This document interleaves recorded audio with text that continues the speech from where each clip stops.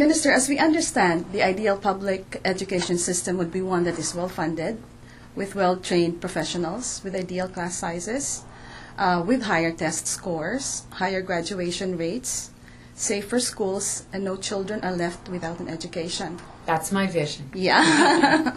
And can you say that our public education system is an ideal public education system? If not, yeah. Is it perfect? Probably not. Is it very, very good? Yes. It is a very, very good publicly funded education system. We just recently had some test results from international tests in science and math. And our students performed, in the top 5 countries. So not the top 5%, but among the top 5 countries. Right. So, we have a very strong publicly funded education system.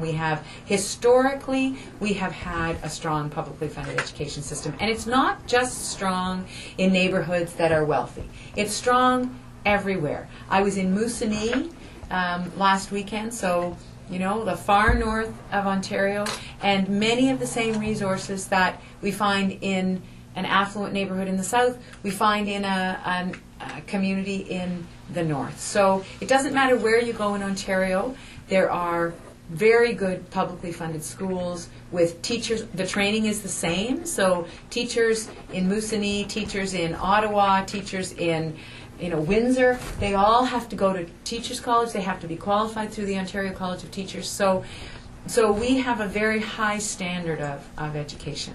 But if you're asking me, is there more to be done in order to reach that ideal? Absolutely. We have just put a vision paper on our website. You can download it from our website, and it lays out our vision of what we want publicly funded education to be over the next 4 years. And we focus on the test scores, getting those test scores up, continuing to do that.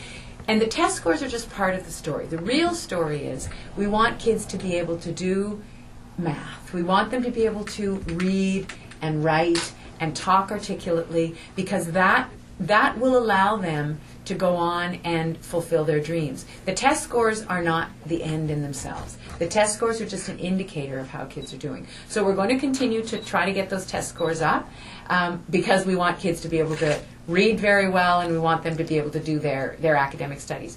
We're going to continue to work with kids who are not succeeding and pull them up, because it's all very well for us to raise the bar and raise the test scores and have the group of kids who are doing well do better and better, but we want the kids who aren't doing well to come up.